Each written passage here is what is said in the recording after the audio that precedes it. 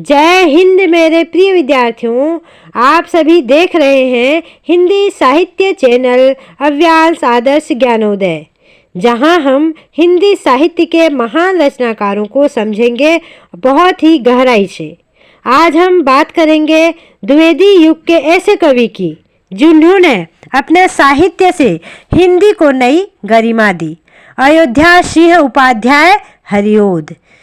तो वीडियो को बिना स्किप किए पूरा देखें, क्योंकि अंत में मिलेगा एक प्रेरक संदेश जो आपके भीतर साहित्य के प्रति प्रेम जगाएगा। वीडियो को अंत तक जरूर देखें, लाइक करें, शेयर करें और सब्सक्राइब करके बेल आइकन क्लिक करना न भूलें, ताकि आगे के हिंदी साहित्य से संबंधित विषय का अध्ययन आप सबसे पहले कर सकें। आइए अब हम चलते हैं हमारे हस्तलिखित नोट्स की ओर। अयोध्या सिंह उपाध्याय हरिओद जी के समग्र जीवन परिचय को लेकर। अयोध्या सिंह उपाध्याय जी का पूर्ण नाम है अयोध्या सिंह उपाध्याय हरिओद। इन्हें अन्य उपनाम से भी जाना जाता है कवि सम्राट। याद रखिएगा। जन्म है 1865 ईस्वी, निजामाबाद, आजमगढ़, यूपी में। मृत्यु 1947 ईस्वी में हुआ। कवि समाज बाबा सुमेर सिंह से संबंध रखते थे। याद रखिएगा। समस्या पूर्ति के कारण कवि समाज द्वारा हरिओद नाम दिया गया। याद रखिएगा। जो समस्या पूर्ति है उनका मैं पहले भी आप लोगों को अध्ययन कराई हूँ। यदि आप लोग उसको नहीं देखे हैं तो उस वीडियो को भी जाकर आप लोग वॉच कर लीजिए और अध्ययन करते रहिए। समस्या पूर्ति के कारण कवि समाज द्वारा हरिओद नाम से जाने गए। प्रारंभ में ब्रज भाषा में पुराने ढंग में रचनाएं रचा करते थे। फिर महावीर प्रसाद द्विवेदी जी की प्रेरणा से ये खड़ी बोली में रचना प्रारंभ की। द्विवेदी युग में सभी साहित्यकारों का वही हाल है। महावीर प्रसाद द्विवेदी जी प्रेरणा देने के कारण सभी जो पद्य में ब्रज भाषा का लिख रहे थे और गद्य को खड़ी बोली में, तो पद्य और गद्य दोनों को ही खड़ी बोली में लिखना प्रारंभ किए। आप लोगों ने देखा हरिओद जी का जन्म 2 अगस्त 1865 निजामाबाद उत्तर प्रदेश में हुआ था।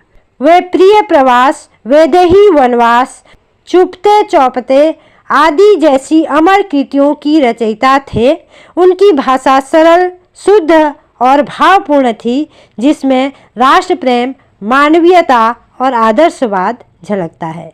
हरिओद जी का योगदान द्विवेदी युग को दिशा देने में अत्यंत महत्वपूर्ण माना जाता है। इस तरह से हम आगे बढ़ते हैं हरिओद जी की रचनाओं की ओर। तो कृष्ण भक्ति की रचनाएं, इनके कृष्ण भक्ति की रचनाएं देखिए क्या क्या हैं। कृष्ण शतक, ये ब्रज भाषा में लिखा गया है। प्रद्युम्न विजय और रुक्मणी परिणय, ये 2 नाटक हैं इनके। और प्रिय प्रवास 1914 ईस्वी में इनका एक महाकाव्य है। राम भक्ति की रचनाएं, राम भक्ति की रचनाएं क्या क्या ये लिखे हैं। वैदेही वनवास, ये खंड काव्य प्रबंध है। ठीक है। इस तरह से जैसे ऊपर आप लोग देखें एक प्रिय प्रवास, ये भी हमारे जो यूजीसी नेट जेआरएफ में है सिलेबस में उसको रखा गया है। वैदेही वनवास ये एक खंड काव्य है, प्रबंध है। और 1940 ईस्वी, 1 में 40, आप लोग ट्रिक से याद कर सकते हैं, 1 में 40। ठीक है। तो 1 में 40 यानी वैदेही वनवास 1940 में प्रकाशित हुआ था। वाल्मीकि रामायण पर आधारित है यह। और इसमें कितने सर्ग हैं? 18 सर्ग हैं। याद रखिएगा, बहुत इंपॉर्टेंट है ये। श्रृंगारिक रचनाएं, इनके श्रृंगारिक रचनाएं क्या क्या हैं? पहला है चुभते चौपदे, जो 4-4 पंक्तियों के मुक्तक है। और चौखे चौपदे, जो बोलचाल की हिंदी या पारंपरिक छंद में लिखा गया रचना है। ये बहुत ही इंपॉर्टेंट है। रस कलश बहुत बार परीक्षाओं में आ चुके हैं, तो इसको याद रखिएगा अच्छे से। तो रस कलश में पहला ब्रज भाषा में लिखा गया था। जो रस कलश है काव्यांग निरूपण रचना है और लक्षण ग्रंथ है। रस व नायिका भेद का निरूपण किया गया है। इनके 2 उपन्यास भी हैं। क्या क्या है देखिए, परीक्षाओं में बहुत बार आ चुके हैं ये दोनों प्रश्न, तो याद रखिएगा। इनके जो 2 उपन्यास हैं, ठेठ हिंदी का ठाठ 1899 और अध खिला फूल 1907 ईस्वी। प्रिय प्रवास रचना के बारे में विस्तार से अध्ययन करते हैं कि प्रिय प्रवास है क्या, उसमें क्या दिया गया है और किस बारे में बताया गया है। ठीक है।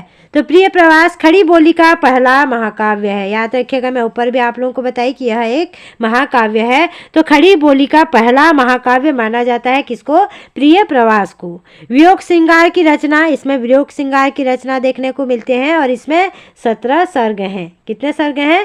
17 सर्ग हैं। आप लोगों को ऊपर ही मैं बताई, ये देखिए यहाँ पे प्रिय प्रवास 1914 जो 17 सर्ग हैं और एक वैदेही वनवास जो 18 सर्ग हैं। मैं ऊपर ही आप लोगों को बताई ये दोनों रचना के बारे में। तो प्रिय प्रवास को विस्तार से देखते हैं और वैदेही वनवास में 18 सर्ग और इसमें 17 सर्ग, एक कम कर दीजिएगा, प्रिय प्रवास में 17 सर्ग। ठीक है।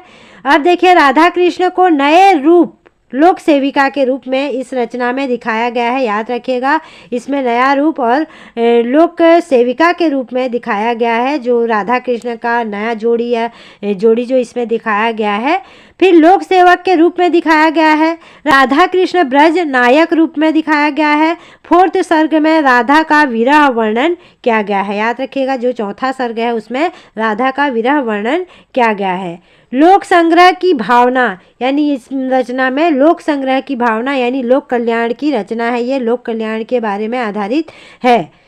विश्व बंधुत्व की भावना का विकास, विश्व बंधुत्व की भावना का विकास करता है ये जो रचना है। प्रारंभ दिवस का अवसान समीप था। ये बहुत बार प्रश्न आ चुके हैं, यूजीसी नेट में भी बहुत बार आ चुके हैं। तो याद रखिएगा, जो यह रचना है प्रिय प्रवास, इसमें सर्वप्रथम जो पंक्ति है, यह एक बार पूछा गया था कि यह पंक्ति किससे ली गई है और 4 ऑप्शन दे दिया गया था। याद रखिएगा, यूजीसी नेट में यह प्रश्न बहुत आते हैं, अन्य परीक्षाओं में भी आते हैं, पीएससी, पीजीटी, टीजीटी, टीटी, अन्य परीक्षाओं में भी देखने को मिलते हैं। लेकिन यूजीसी नेट में 2-3 बार यही प्रश्न पूछ लिया गया है। दिवस का अवसान समीप था। इसमें 12 वर्ण, 4 गण यानी कि न म भ र, द्रुत, निलंबित ये है। ठीक है। अब देखिए, आप लोग ये क्या है क्या नहीं ऐसे सोच रहे होंगे, जो 4 गण न म भ र ये नहीं समझ में आ रहा होगा। मैं एक दिन गण यण ये सभी जो है, मगण तगण, ये सभी मैं आप लोगों के लिए एक दिन लेकर आऊँगी, ताकि उसमें बहुत अच्छे से आप लोगों को ये चीज़ समझ में आ जाए। यशोदा का विरह विलाप, यशोदा से लेकर नंद बाबा तक जो विरह विलाप हुआ। प्रियपति वह मेरा प्राण प्यारो कहाँ है, प्रियपति वह मेरा प्राण प्यारो कहाँ है। 15 वर्ण मालिनी छंद न म य गा। ठीक है। दुख जलधि में डूबी का सहारो कहाँ है, वह हृदय हमारा नैन तारा कहाँ है। जो ये पहला महाकाव्य यानी कि खड़ी बोली हिंदी का पहला महाकाव्य माना जाता है। तो खड़ी बोली हिंदी का जो पहला महाकाव्य जिसमें संस्कृत वर्णिक वृत्तों का प्रयोग हुआ है। अन्य रचनाएं इनके हैं हरिओत सतसई, वैनिस का बांका अनुदित एक उपन्यास है। ठीक है। पद्य प्रसून और चौथा है कबीर कुंडल। गणपति चंद्र गुप्त ने हरिओत को क्या कहा था? गणपति चंद्र गुप्त ने हरिओत को आधुनिक काल का सूरदास कहा था। हरिओत जी के साहित्यिक विशेषताएं देखिए, उनके काव्य में अनुशासन, शुद्धता और भाषा की गरिमा का अद्भुत संगम मिलता है। हरिओत जी का उद्देश्य केवल सौंदर्य का चित्रण नहीं, बल्कि समाज में नैतिक जागृति और राष्ट्र प्रेम का संचार करना था। अगर आपको हरिओत जी का यह जीवन परिचय पसंद आया हो तो वीडियो को लाइक करें, अपने विचार कमेंट में साझा करें और ऐसे ही साहित्यिक वीडियो के लिए चैनल को सब्सक्राइब और बेल आइकन क्लिक करना न भूलें, ताकि हिंदी साहित्य की हर नई झलक आप तक सबसे पहले पहुंचे। मेरे प्रिय विद्यार्थियों, धन्यवाद।